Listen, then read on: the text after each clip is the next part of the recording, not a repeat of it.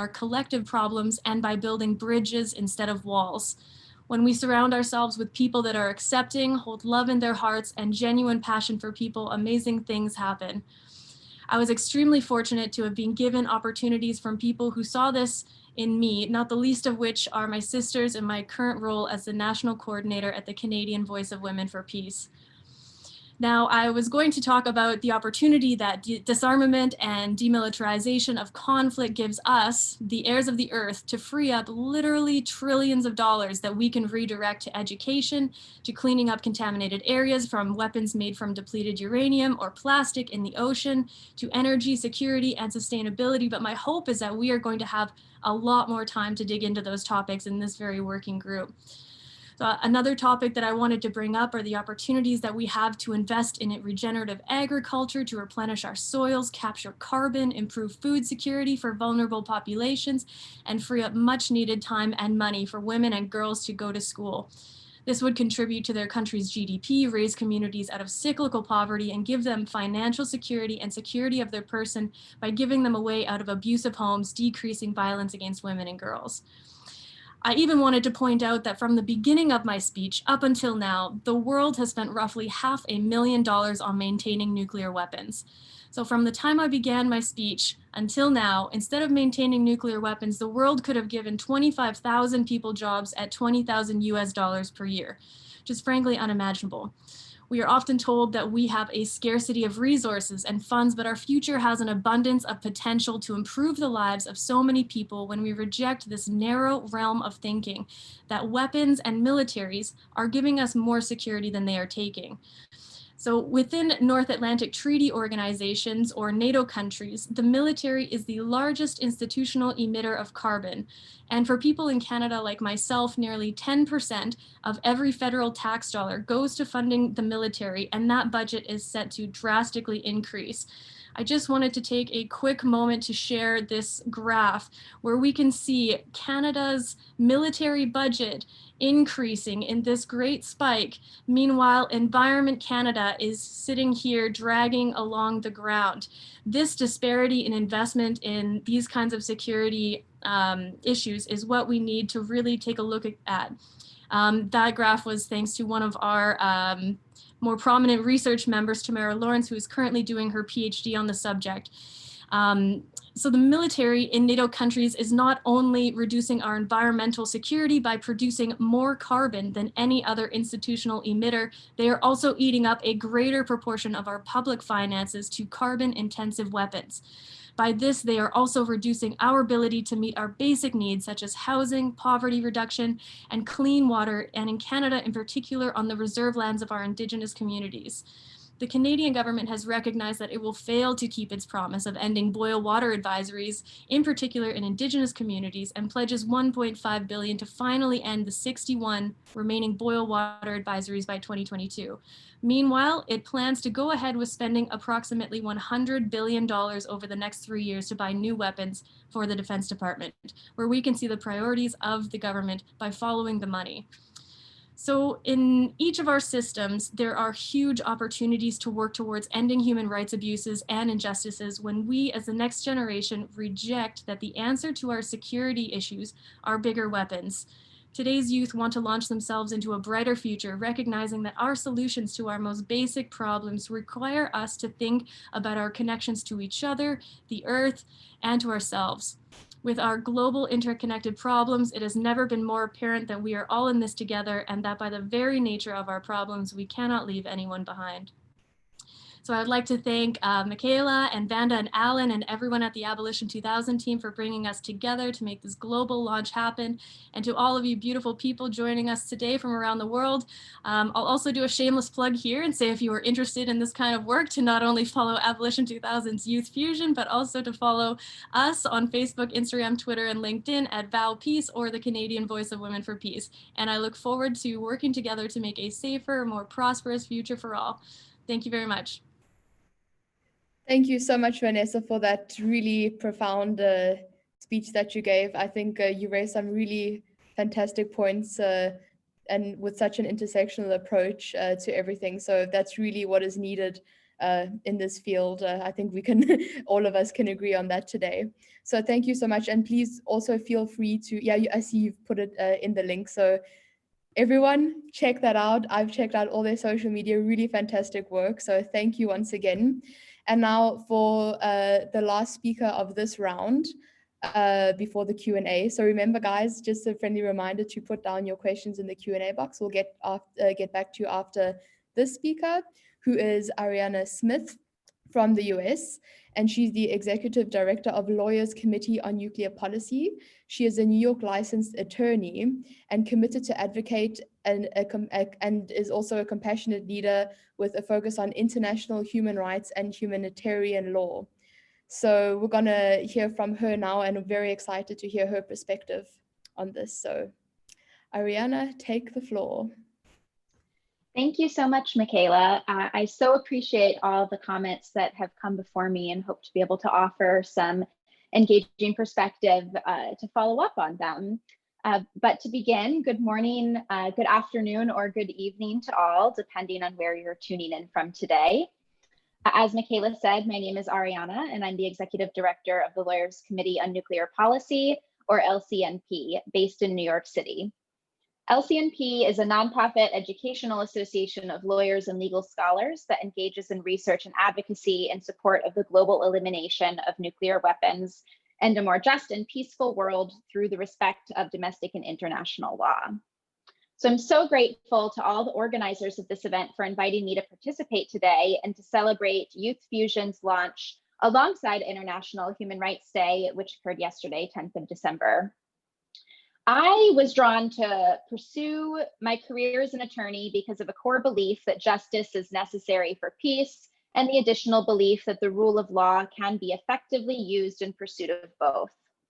So given that this event coincides with Human Rights Day, I thought it might be particularly appropriate amidst today's conversation to identify and discuss the interrelationship between human rights law and nuclear weapons, and nuclear disarmament in particular. So Human Rights Day marks the day in 1948 that the UN General Assembly adopted the Universal Declaration of Human Rights.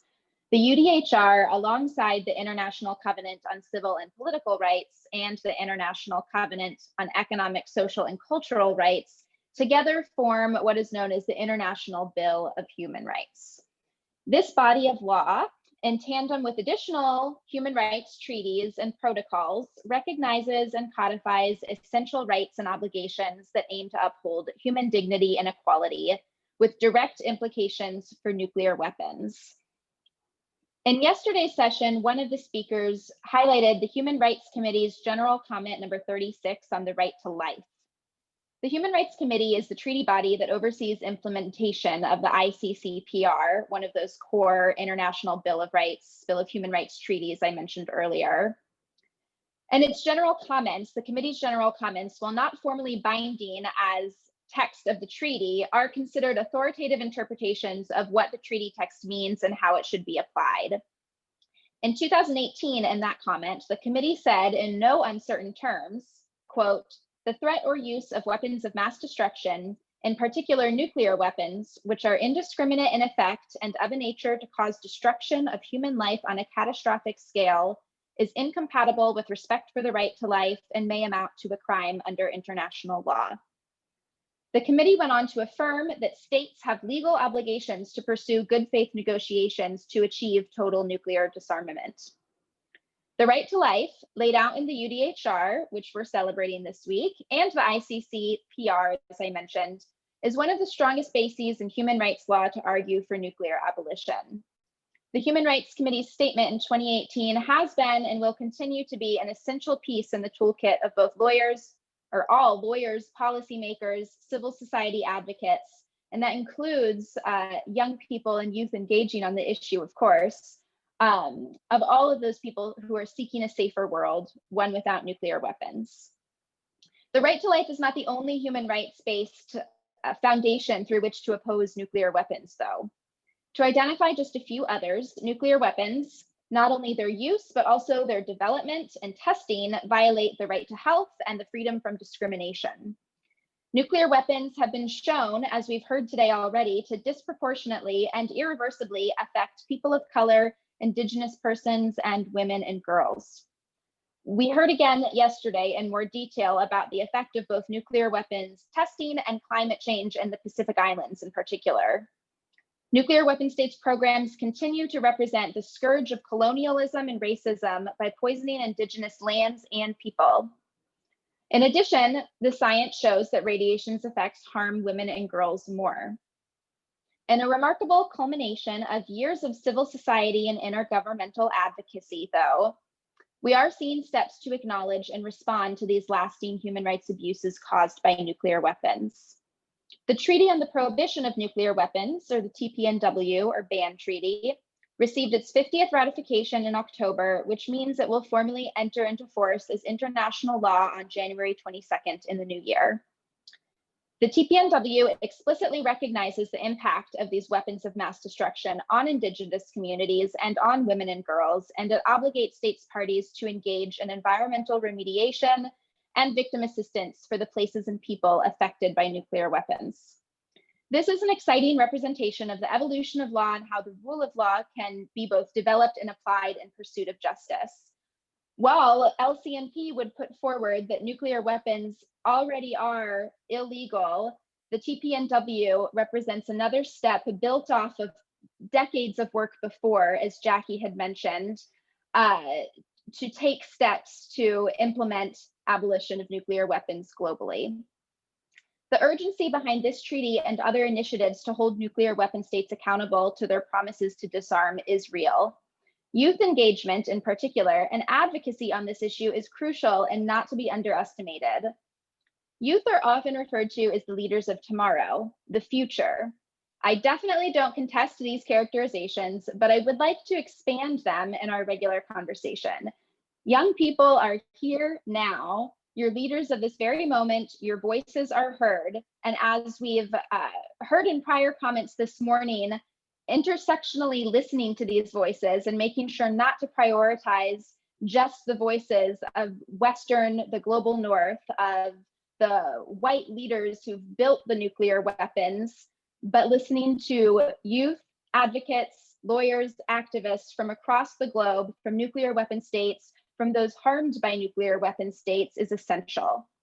So today, congratulations to Youth Fusion for your excellent leadership in educating, connecting, and engaging students and young people across the globe, and in bringing so many different voices together on this issue as activists and leaders. We're so grateful for your work. Thank you. Thank you so much, Ariana, for that. And also thank you for the praise. We're very happy to be on the scene as well in this challenge to work towards a nuclear-free world, hopefully one day. So now we have a Q&A session, and I can see there's already a few questions. So I'll just open up the Q&A and read them out to you.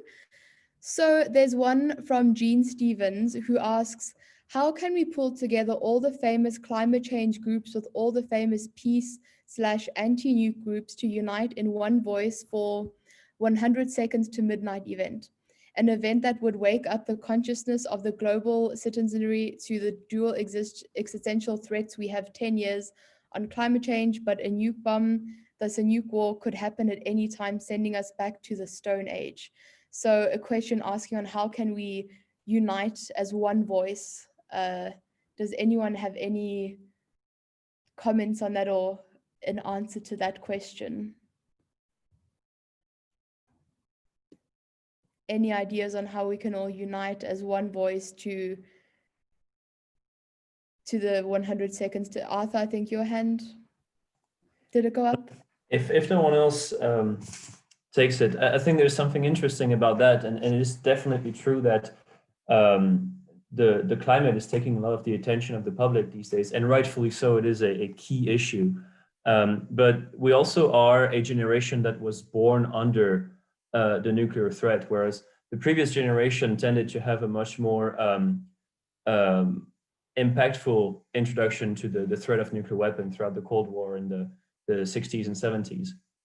And so I think that was a big issue back then. And kind of phased out of public attention. So it would be about, and that's what we're trying to do here as well, sort of bringing back the reality of the nuclear threat and proliferation to the public eye, so that it can regain a new popularity. And hopefully by doing that, we can link it to environmental issues, which, as some of you guys have already mentioned, there are tremendous potential behind redistributing the money that is allocated to nuclear weapons and using that to solve environmental crises. So I think there is definitely potential to link the two issues and bring back nuclear weapon from, or like bring back the nuclear threat to a higher level of public attention. Jackie, I think you have a response to that. Yeah, I just, something I believed for a long time, but I'm hearing it more consistently and more thematically, including today, is that I think we need to organize around fundamental common values.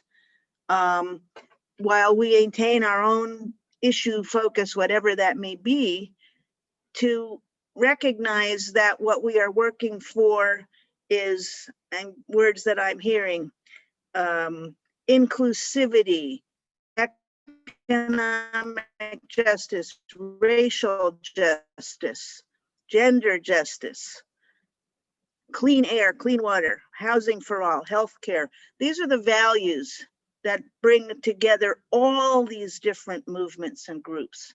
And I was going to put something in my opening remarks, but it was getting too long. But I was looking at the Russell Einstein Manifesto, which was launched in 1955 by a group of scientists and intellectuals led by Joseph Rothblatt, who was the only member of the Manhattan Project to resign in moral protest, and Bertrand Russell, who was a leading pacifist and polymath. And it actually touched on all of these issues all the way back in 1955. And it concluded with, remember your humanity and forget the rest. And I think that that is where we are at now. And if we remember our humanity, then that pretty much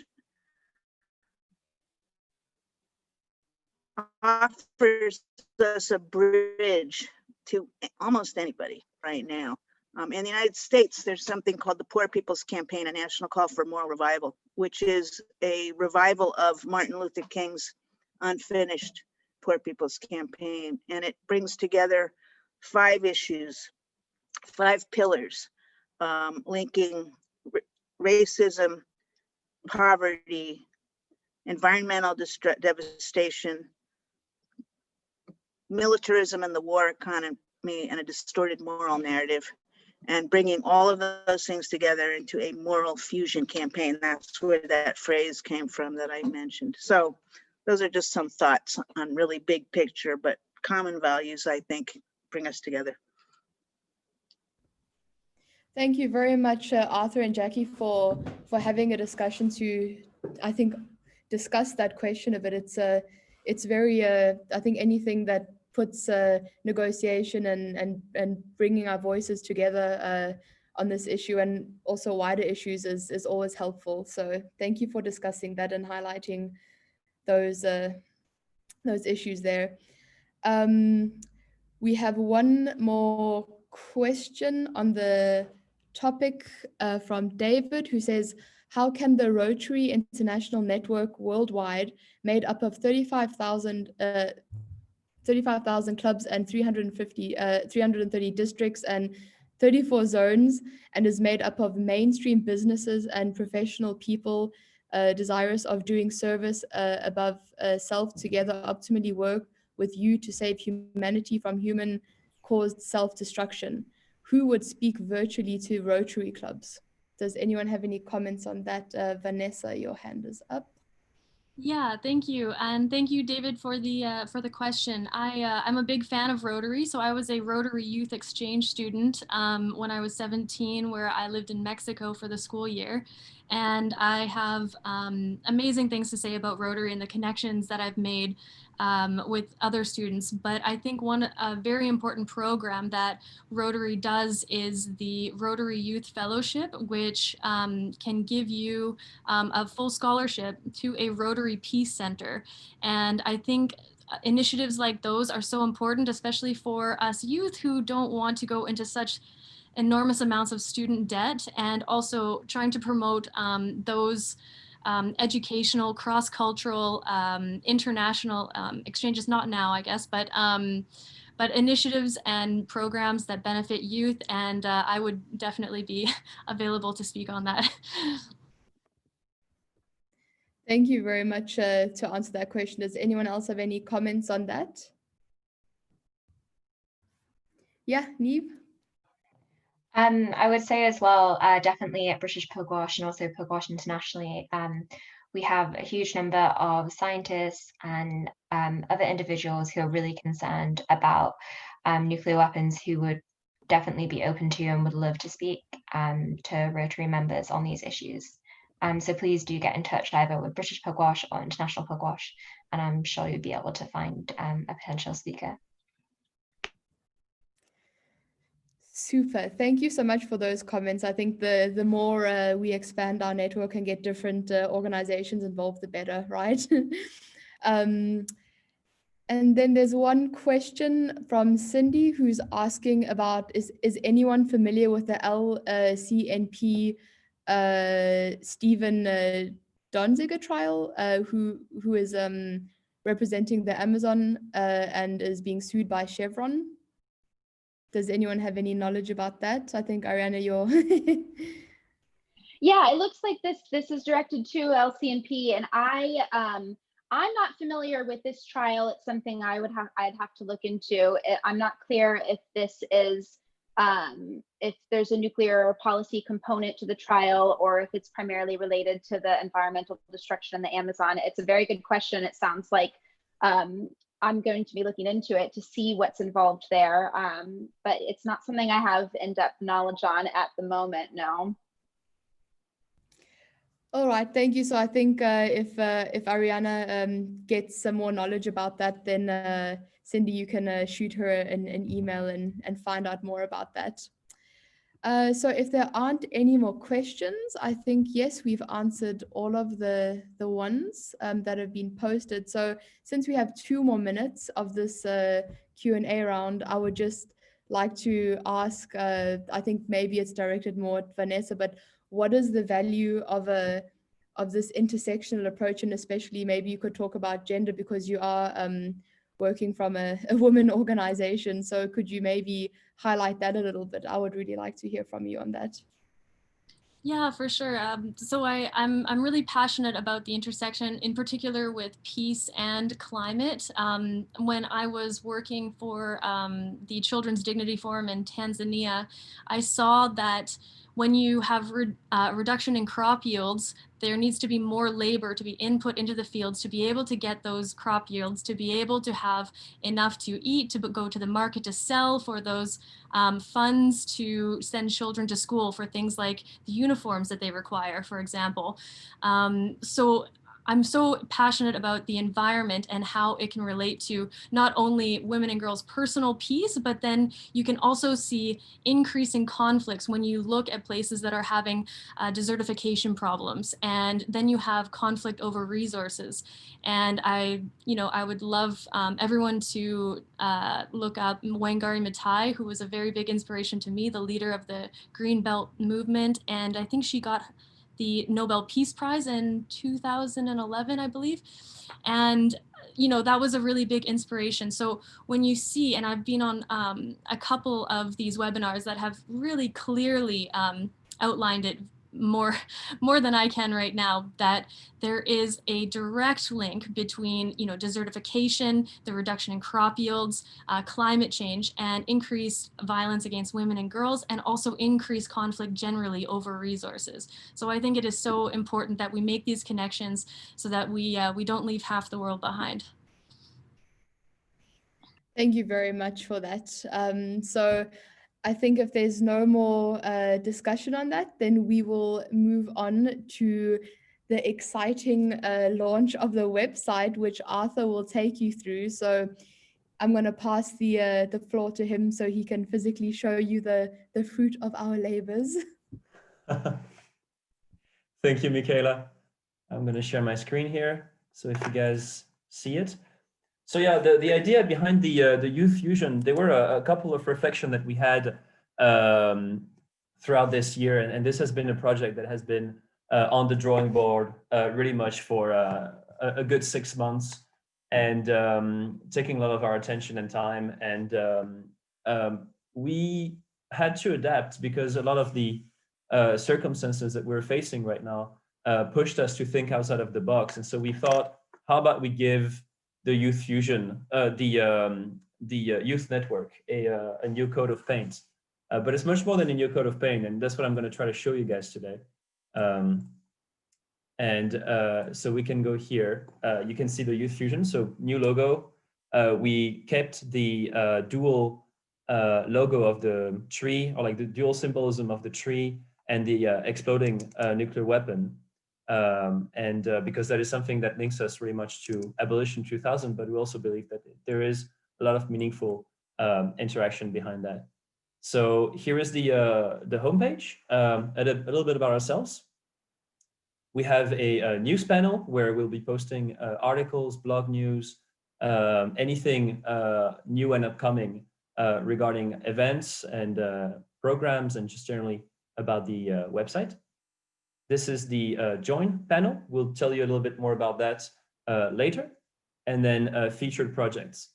We thought it was really important for us to not only give a fresh coat of paint to the network, but also to preserve and highlight some of the previous endeavors that the Abolition 2000 Youth Network has carried out, because we believe that there were a lot of them successful, and some of them will be carried out again. So we wanted to have that featured projects side so that we could keep a track of what has been done, but also inspire future projects as well. So if we go back up, there is what I would argue is the most important part of this website, which is the resource tab, where you can find everything from articles, podcasts, webinars, videos, documents, youth speakers, and newsletters. I'm going to talk about some of those, and then we'll come back to some of the future projects when Michaela talks about how to join. So under the documents, you can find stuff like the appeals, some letters, general information, and other useful documents that will help you inform yourself, but also potentially, especially with appeals and letters, impact concretely governments around you. The newsletter, of course, we'll talk a bit more about that. Videos and webinars, so that's what I'm talking about. We had to adapt, and I think this is also one of the positive aspects of the COVID crisis, is that we were able to reach a much broader audience through webinars and through online content than we would have with traditional methods. So that's something that we want to carry through and continue using. And of course, articles. I think there is a dual purpose behind the articles that I really value. First of all, as the writer, you're forced to think differently and put your thoughts into concrete words. But also, we hope to become a beacon for youth expression, and we'll have at some points throughout the incoming months openings where we will receive submissions of different articles, because we believe that not only it is important for us to write articles as the volunteers, but also to give an opportunity for other voices to be heard. And then I'm going to take you briefly through the, here's the Facebook page that we've launched. So guys, go and give it a follow. Here is our Twitter, same thing. And here we go to the Instagram page, which was launched recently as well. So a lot of the profiles that you guys have met today, but also some of the of yesterday's session. And then we also have a YouTube channel for some of the videos that we'll be posting. Great. So that was it for me. I'll give it back to Michaela. Yeah, thank you so much, Arthur. I hope that all of you enjoyed viewing that, and I hope that you guys all check it out. I'll be putting the, or Arthur, could you put the link to the website in the chat, so if people afterwards want to go and have a look, then they can do that. Now, after that, we're after the launch of the website, we're going to go on to the next three speakers.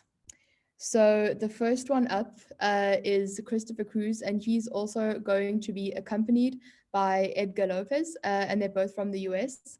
And Cristopher is the founder of Nuclear Free Schools, and Edgar is the director of digital relations for Nuclear Free Schools. So we're really excited to hear from them, and their very inspirational work. So Edgar and Cristopher, it's your turn to shine now. Much obliged. 1 second while I share my screen.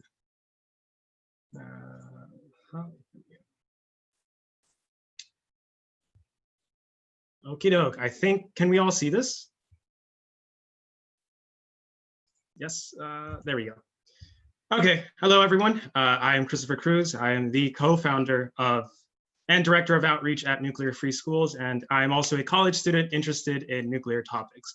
I have been involved in this since age 16, when I traveled to Japan to talk about youth activism and the CTBT, which is the Comprehensive Nuclear Test Ban Treaty. I am a coordinator with the CTBTO youth group as well, and I am always looking to empower young individuals to find their place in this field. Nuclear Free Schools is a project meant to encourage youth to be a part of the nuclear discussion by encouraging schools to declare schools of any and all education levels to become nuclear weapons-free zones. We took inspiration from the Berkeley and Oakland nuclear-free acts of the 1980s and 90s. Our former high school is the first in the world to declare itself a nuclear weapons-free zone. What we want.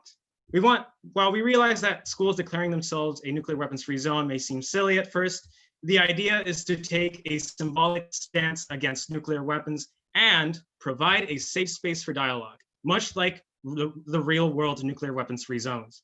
We have seen the impact of climate concern, racial and gender injustice in young people. Therefore, we want to provide students a similar avenue for them to be knowledgeable and lead their own efforts for a nuclear weapons-free world. Today's leaders will be replaced by our generation, and this isn't a project for tokenism. We genuinely believe education and mentorship to be a strong suit in building our next generation leaders to navigate the waters of nuclear weapons abolition. What we've done so far. We've hosted cultural exchanges with students from Japan, Kazakhstan, and we've also given presentations around the world, thanks to groups like the CTBTO, the IAEA, Physicians for Social Responsibility, and you guys, Abolition 2000/Youth Fusion.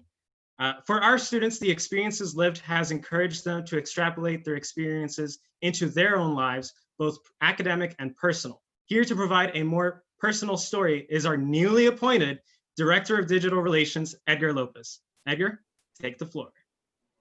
Hello, everyone. So to start off, I'd like to thank everyone who organized this event.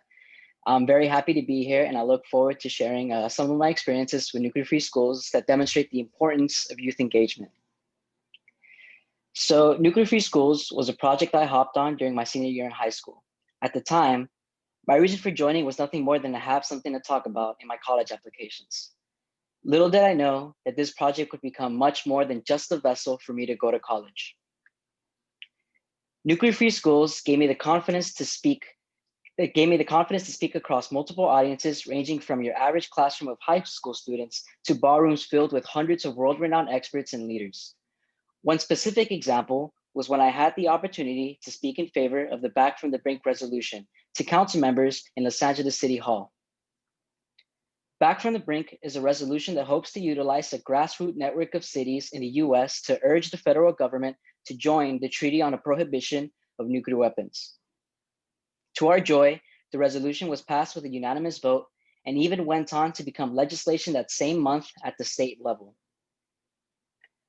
While this opportunity helped me develop the interpersonal communication skills that play a crucial part in my life today, It's also important to note what this means for others. As a high school student, I was able to speak to my local city officials and create change that eventually went to the state level. It's cases such as these that demonstrate the power that youth have in this conversation. While the goal for a world without nuclear weapons may seem too far to reach, events such as these remind us that nothing is impossible. And this is why I continue to be a part of this project. I want to set the example for other youth groups tackling other global concerns, not just nuclear issues. I want to show that everyone is capable of producing change. And so I urge everyone attending today to not give up on your passions, regardless of how difficult they are. Your voice has power, and you should not be afraid to use it. Thank you for your time, and feel free to follow us on our social media platforms that are presented here, and also subscribe to our website. Woo! Thank you. Thank you so much, Cristopher and Edgar, for your lovely speeches today. It's so inspiring to hear what you've done with the nuclear schools. It's so great that your passion has turned out so much in everybody's favor, not just only in your favor. So great job on all the work that you do, and we're so happy that you could join us here today. And also thank you so much for sharing everything around on Twitter and your social media platforms. And I see that you have put all of your tags and everything into the chat. So everyone, please do go and follow them as well and support them. They do really fantastic work. So thank you so much for that. And now we're going to go on to the second speaker of this round, who is Marie-Claire Graf from Switzerland. And she is a member of the Youth Future Council, the World Future Council, and she is also the Youth Present. So it's part of the same organization. And also she is the global focal point for YOUNGO, the Children and Youth Constituency to United Nations Framework Convention on Climate Change. So she is super active and also takes a more intersectional approach to the matter. So without further ado, we're very excited to hear from Marie-Claire.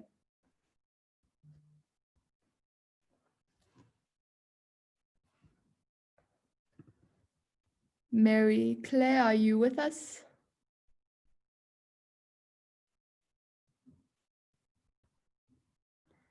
Two seconds. There we go. I'll just message her quickly in the chat. She says that her internet is weak. So I think what we'll do, we'll just move on to Eric, if that's okay, while Marie-Claire gets her internet up and going. So she'll come back as the third speaker of this round, and then we'll hear from Eric now. So yes, I have to introduce Eric. So Eric, he is my colleague at the United Nations Youth Association Network. We both volunteer there. And he is our lovely partnerships delegate who works very, very hard to keep us connected, as we are a youth network, and we're also partners with many other youth networks such as Youth Fusion as well. So we're involved. And he's also the Secretary General of UNIA Cameroon, which is the United Nations Youth Association of Cameroon. And he's also an aid worker at Inter-SOS. So he's very, very active and has also had experience in the disarmament field. So I've really hyped him up, and I'm sure he won't disappoint. So Eric, take the floor. Thank you very much, Michaela. Thank you very much to everyone who is joining this big launch of Youth Fusion. I'm very happy to be here to share my experiences with you all today. And it's really exciting to be here. Just like Michaela introduced me, I'm the Secretary General of UNIA Cameroon. I'm partnerships delegate for UNIANET, that is the United Nations Youth Association Network. And I am currently working as a humanitarian aid worker in Cameroon with an international organization called Inter-SOS. So the reason why I got into be the reason why I became a humanitarian worker is because I love helping people. I love reaching out. I hate suffering, and I believe that we could do little things in a big way to make a difference in the world.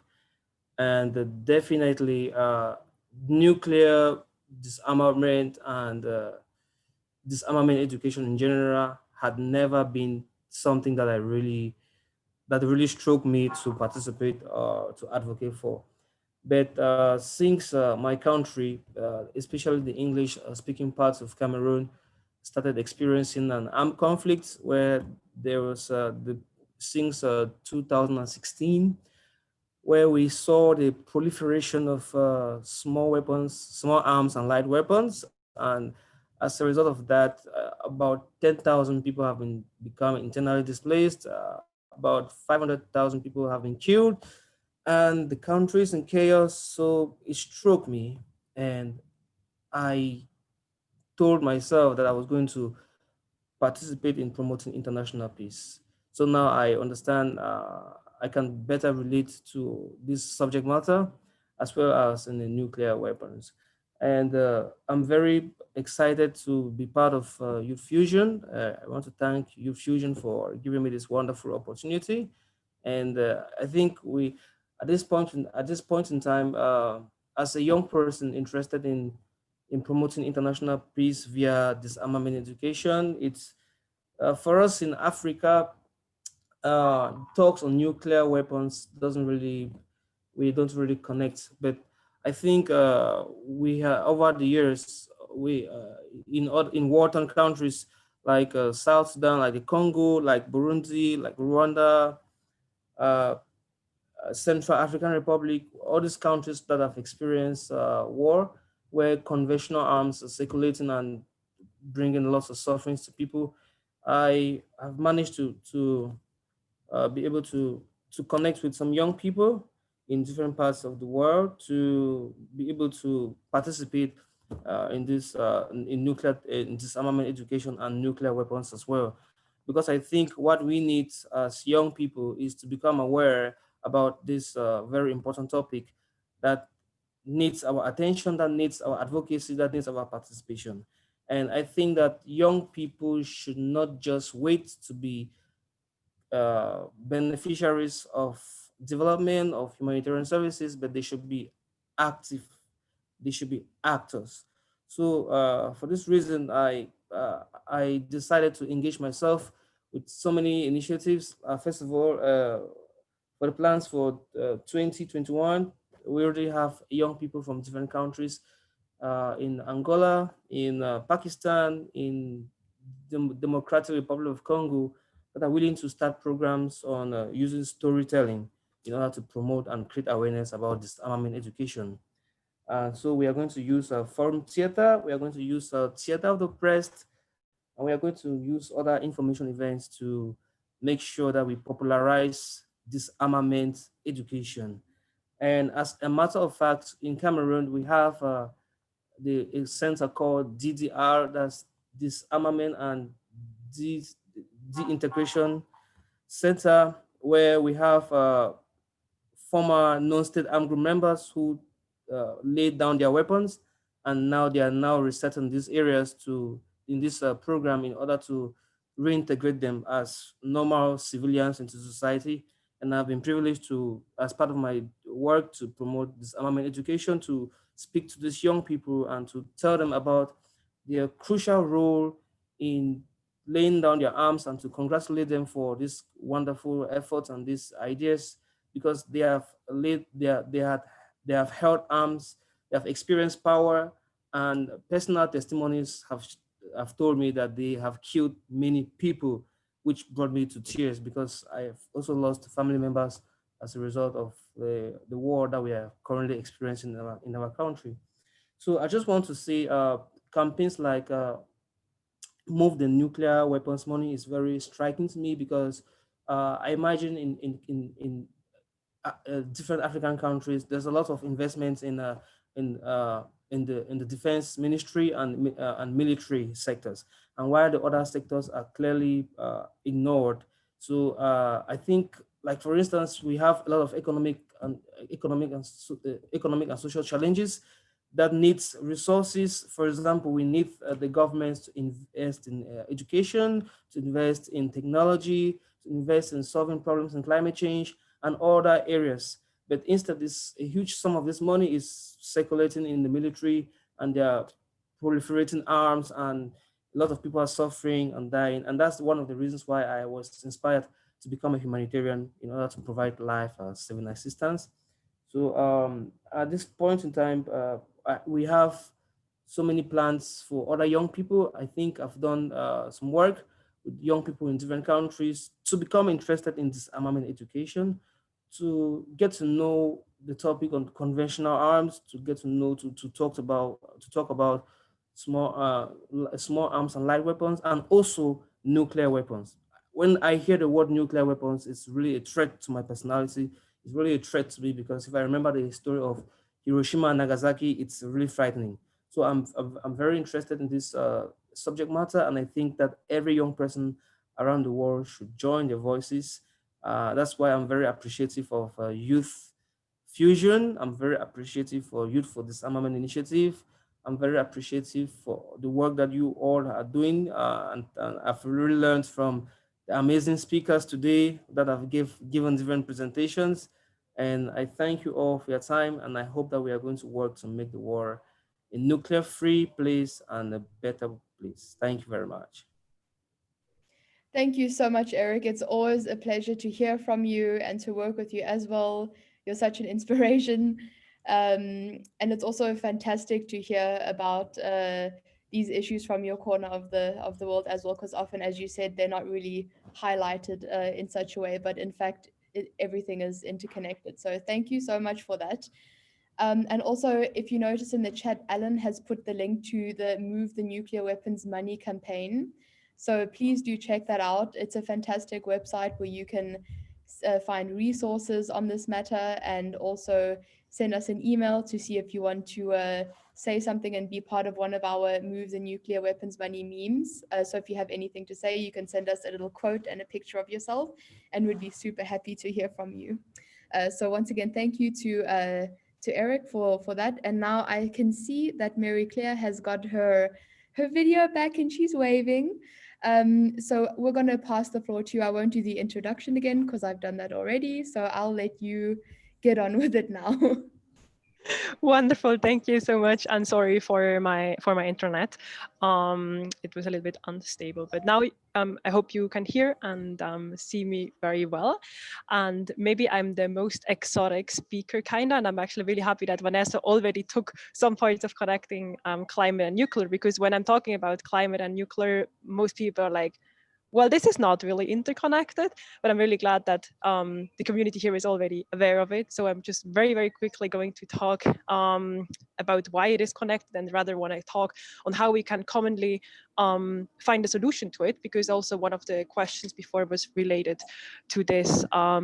Yeah, so to climate and nuclear disarmament, very often we in the climate world actually are saying that climate change is a slow-moving nuclear weapon of mass destruction, because this is what we have in a long term. Whereas if you have a nuclear bomb, of course, it's happening suddenly, and this is the difference. It's like both are like two of the biggest challenges we as humanity are facing.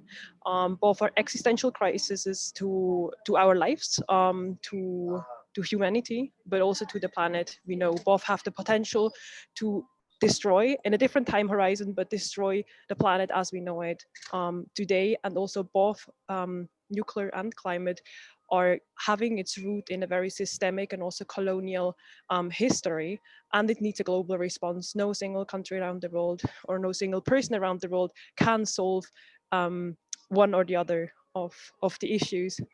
And also Vanessa already mentioned, of course, nuclear weapons. The armies around the world, they're of course also producing a huge amount of CO2 and other greenhouse gas emissions. It's just on top of it. But okay, let's focus on the solution. I think we are aware of where the problems are. And since there is already a nuclear non-proliferation treaty, which is actually around for quite some time and has been more or less successful, let's put like this. And also we have a little bit later, but we started the climate change discussions in the 90s. And as you are probably aware, or maybe not, then I'm making you aware that we are celebrating today and tomorrow the 5th anniversary of the Paris Agreement. So 5 years ago, we, or the nations have been agreeing on the Paris Agreement, basically limiting the global temperature rise and trying to limit it on 2 degrees, and with aiming on 1.5 because the effects would be very devastating. Nevertheless, the emissions are ongoing. You have probably all been already affected to one or the other of the effects of the climate crisis. So that's why some young people and some not so young people, so it's actually a good intergenerational mix, are working on a fossil fuel non-proliferation treaty to end fossil fuel everywhere around the world. And it needs a little bit of translation from what is already there for the nuclear non-proliferation treaty. So with non-proliferation, we mean that no oil, coal, or gas production can be built, and that the existing ones have to be phasing out. This also comes with the disarmament. We are using this in a slightly different way, of that all the current and existing kind of stockpiles and productions need to phase out rather sooner, of course, than later. And the peaceful development really goes into that we have to transition to renewable energies because they are also much more than only, of course, more climate, but they can also boost local and decentralized economies and support a way more decentralized structure. It also comes aligned with more autonomy for people, and having like more democracy in the energy structures. So we can learn from you guys how you have been putting up this treaty, how you have been lobbying for it, how you have been working on it. So this is like on the question related before, what can we learn from you?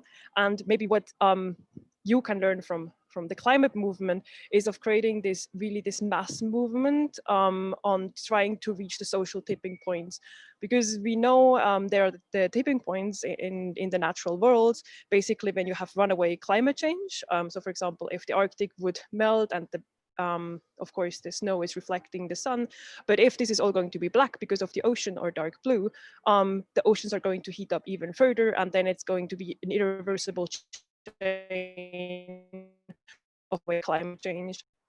And I think what you can learn is creating this social tipping point, and meaning mobilizing so many people that they're going on the streets, that they are leaving schools, that they are leaving houses. And I think there's this where we can come together, where we can learn from you how you have been putting up this treaty, because as mentioned in the beginning, we need a systemic change and we need to tackle the root causes, because the Paris Agreement, as you might be aware, is limiting the greenhouse gases, is limiting the fossil fuels, but it's not ending it per se. We are talking about net zero, which, I mean, it's better than nothing, but it's not going to eradicate and solve the root cause, which is the burning of fossil fuels. And what we could achieve with such a treaty is, as I mentioned, ending all the fossil fuels. And with this, of course, then also achieving the Paris Agreement per se. So this is what we can learn from each other. And I think it's a little bit weird, it's quite paradoxic that most people feel they are more threatened by nuclear bombs or weapons rather than climate change, because it's way more closer also when it comes to the time frame. Whereas unfortunately, we are still not there where we should be, despite we know, and every day, I mean, yesterday there was a new report coming out from the collective science around the world, where they're saying like how close you're at the brink of collapse. So despite also, I've been mentioning, I have been opening that climate change is a slow moving weapon of mass destruction, people are still not yet understanding the massive destruction coming with the climate crisis. But I do think that we can work together, especially when we are trying to eradicate, or when we're working on eradicating the root causes through such treaties, but also reaching the social tipping points through social movements. So this was my climate, and I hope I could spark some interest on working.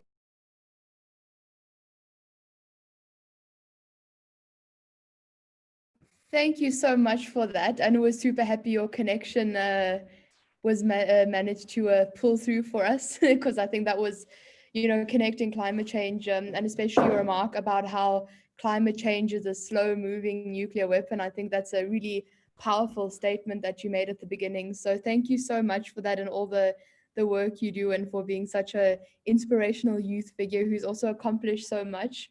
So thank you so much for that. And now we will be having our Q&A session. And there aren't any questions in the box right now. So I'm just going to call on Arthur. I know that he has something to say. So while he's speaking, if anyone else has any questions, just pop them in the Q&A box. So Arthur, you can go ahead and enlighten us. Fantastic. Well, maybe it wasn't really a question, maybe more of a comment. And then I think it'd be interesting to have the panelists react on that. But so a little bit of a backstory. I've been involved in youth activism for quite some time. I was part of the United Nations Youth Association for some years, and now with the Youth Fusion.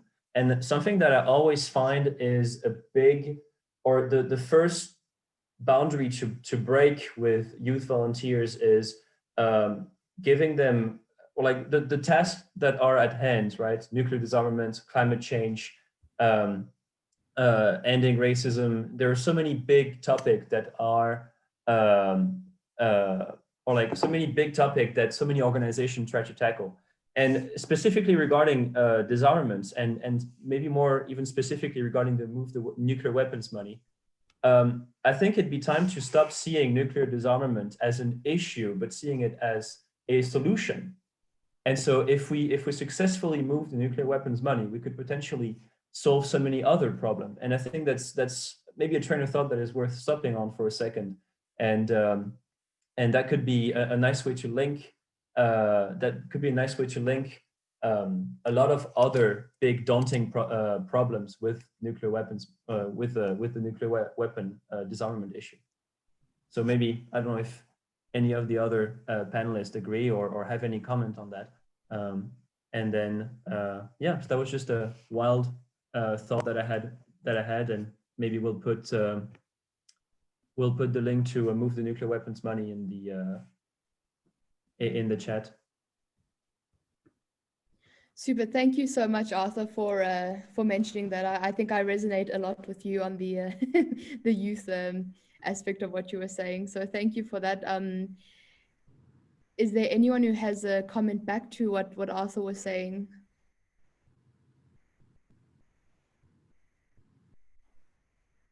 Vanessa? Yeah, I just want to say I think I completely agree, and I also look at it as an opportunity to free up the trillions of dollars that are in nuclear weapons and general militarization and the never-ending costs that are associated with it. But I also kind of want to pose a question, and maybe we can have a little bit of a brainstorm, which is what was the moment that really made you realize that you are an anti-nuclear or disarmament activist, and what do you think which strategies do you think that we should be using in the future to get more youth involved? Yes, those are definitely powerful questions that we all need to ask ourselves, I think, and also other people, because maybe it's, as we've all covered here today, it is such an intersectional issue that everyone can be involved in, and a nuclear war would affect everyone. So these are questions that are super important. So Cristopher, do you have any thoughts on that? I do. So I reside in Los Angeles and have been doing so for the last 17 years. And I'm Salvadoran American and a member of the Latinx community, I guess, in the US. And so nuclear issues really isn't a thing within the Spanish speaking community. A lot of the majority of people are concerned about immigration reform, being able to integrate into American society. But here's the thing, North Korea is testing missiles and they're getting better at it. And Los Angeles is just a short missile trip away and we might get bombed. And so that's when I noticed that could be a dangerous possibility. And seeing the destructive power of nuclear weapons and archived footage, like I said, I traveled to Japan, Nagasaki, and I saw just bone-chilling images and artifacts. I realized that, hey, Los Angeles is a prime target for a nuclear attack, and people need to know about this. It's the fact that we don't pay as much attention to it is a little worrying. And so that's how I came to this and said, no, I want to find a way to make this issue more accessible to people within my community. I don't want to speak for Edgar, but I know Edgar was really happy to meet students from Japan, Malaysia, and other countries during his participation in Nuclear Free Schools as a high school student. We're also alumni from the same high school. I don't know if he wants to jump on, but those are my 2 cents.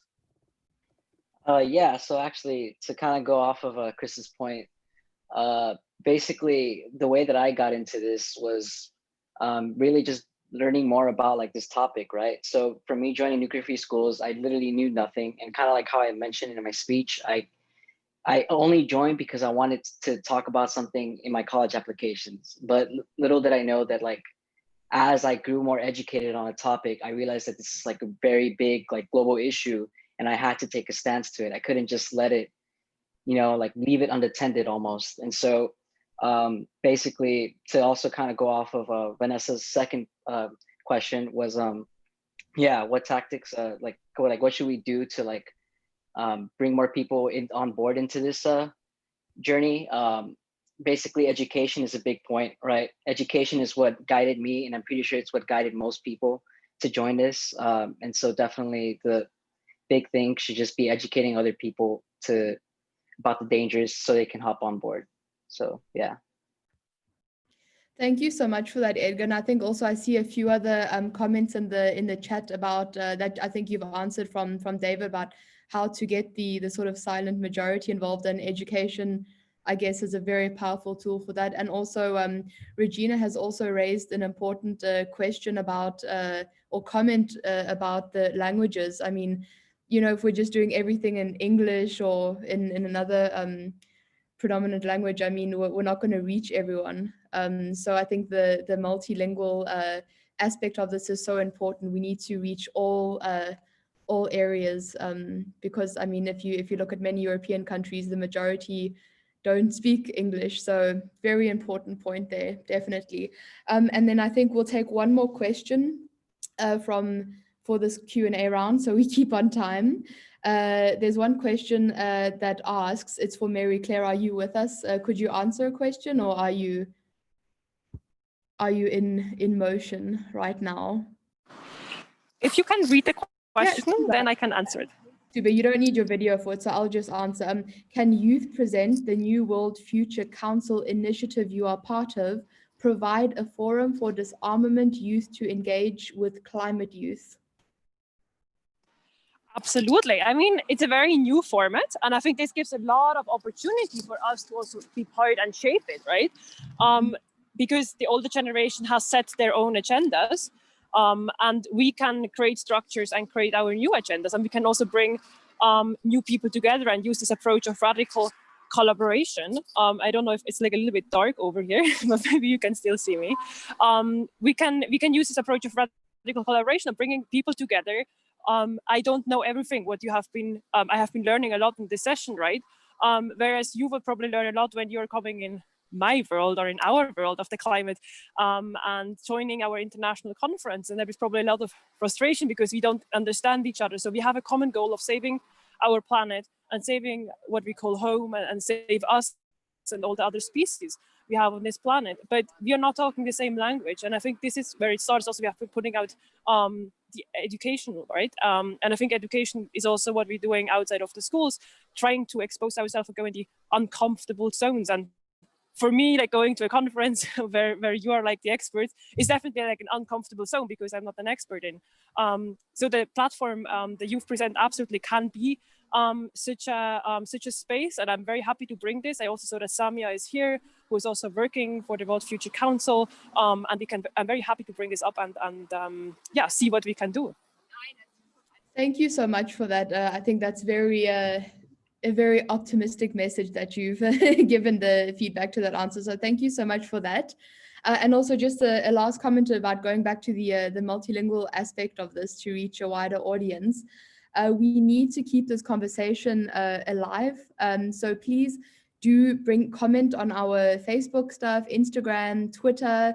We're all on there. I'll share with you now. Arthur's already briefly gone through with you, and I'll post them all in the chat so you can get on that. But please do start this conversation, engage with us online, because this is super, super important. And furthermore, also, we do aim to have all of our educational material in the main languages that we have the capacity to do. So we also have that at the forefront of our minds when we do all of our educational information. So definitely, thank you. It's a very great point. And now I will go on. I think I'll end this Q&A session unless there's someone who has a very burning comment. No one with a burning comment, then I take it. Arthur's there, burning comment. I always have burning comments.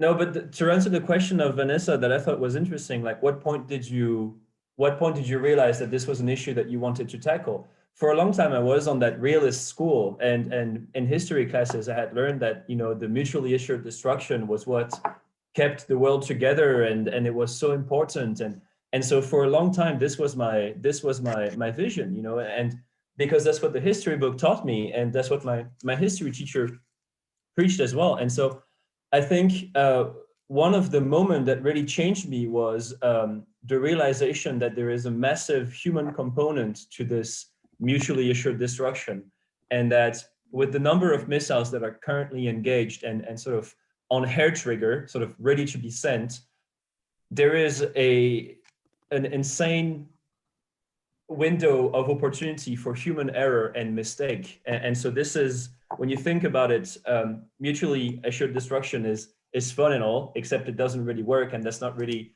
a scenario that we should rely upon. But also the fact that there is a really big likely scenario in which we'll start a nuclear war by mistake, and that would be that's what really changed my mind, sort of that realization, and also the being faced with the fact that, yeah, we could nuke ourselves by mistake. And so that's also why we need to get rid of that. And there are progressive steps to do it, but this is also, that would be a tragedy for sure. Definitely, I think we can all agree with Arthur on that. So thank you for putting that forth as your burning comment. I think it's totally legitimate as a burning last comment and a great way to end the Q&A. So thank you so much, Arthur. And now I'm going to move on to a little presentation. So give me a few seconds while I share my screen, the right screen. Yes, can everyone see that? Fantastic. So now I'm just going to go through a little bit of the logistics. I'm not going to be anywhere near as inspirational as our speakers here today or any of the burning questions, but I'll just want to inform you of how you can get involved, and also just to let you know about some of our ongoing projects that maybe you have some interest in.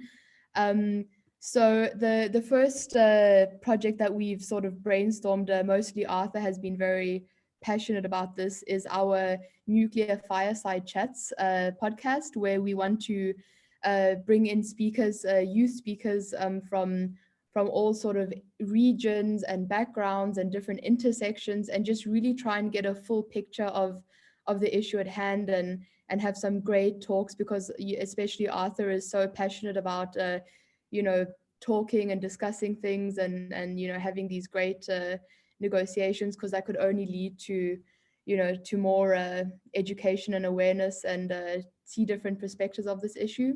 So that is one very exciting project that we have. And then the second one is a newsletter, where we want to sort of send out to a wider range of people, and have them stay informed in our network and see what we're doing, and also hopefully have some submissions. So anyone who wants to maybe write a piece can also submit that to us as a youth, and it can be a platform for you to get your message out there. So you can keep that in the back of your mind. And also the blog, where we also sort of want to maybe have it alongside the podcast and write some articles from our expertise. For example, I'm very much into the connections between gender and nuclear disarmament, and Arthur's very much specializing in cybersecurity, and also Cristopher is very much into the human rights aspect of it. So we have these great sort of areas where we'd like to write that on our blog and keep our youthful voices raised. And furthermore, we have the PACE Awards. I'm not going to go too much into that because Alan will be speaking about that at the end. Then also we have the hashtag We the Peoples 2020, which is a coalition of civil society organizations that come together to promote the UN and UN-focused events during a week that starts off on International Day of Peace on September 21 and goes up until the International Day for Nonviolence on October 2nd, and has many different UN international days, including the International Day for Nuclear Non-Proliferation. So there's definitely a lot happening in that week that we're part of, and that's also an annual ongoing project that we like to keep going. And then also the Non-Proliferation Treaty youth delegations, which is very exciting because we physically send some youth delegates to the Non-Proliferation Treaty conferences. And what's cooler than that, right? Being in the thick of the action. So these you can see all of these comments on our website, so you can check that out. And how can you get involved? You have to sign up, and I'll just the link here in this PowerPoint. I'll just go quickly to the website and physically show you this page and explain how it works, right? So you'll go into the website and then you'll go into Join Us, and then there's 3 different ways you can sign up. So if you're over 35, you can still receive our newsletter and keep informed as a more observatory role. And then if you're 35 years or younger, you can sign up in this middle section here where you get our newsletter, but you also get additional information on how you can participate in events, projects, or actions, because we are a youth organization. And then the third option here on the right is if you're an organization, you can also join as an organization. So if you want to collaborate with us or work on a project, then that's also an option. So please do join up, sign up, whatever category you're in. We'd really like to keep in touch with you and keep you informed. Right, and then lastly, our social media information. We're on Facebook, we're on Twitter, Instagram, YouTube, and we also have the website. I'm not going to go onto these pages because Arthur has already showed you that. But what I will do now quickly is just put all of these in the chat. So you can just go onto our social media platforms and follow us or give us a like, and then also continue some of these great conversations that we've had here today. So right, now the next thing on the agenda is to hear from Alan, and he's going to be talking about the PACE Award. So Alan, you have the floor now.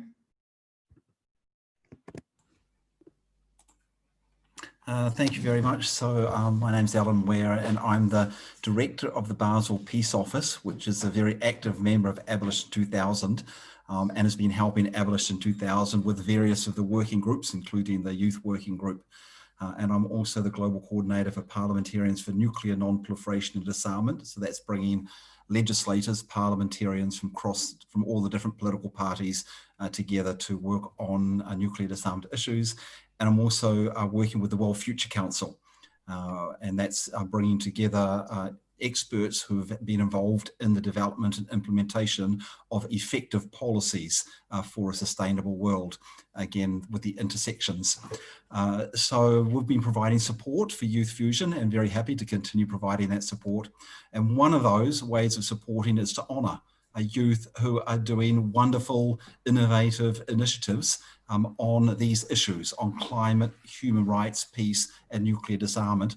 So this year in January, Basel Peace Office established the PACE Award, which was the Peace and Climate Action of European Youth Award.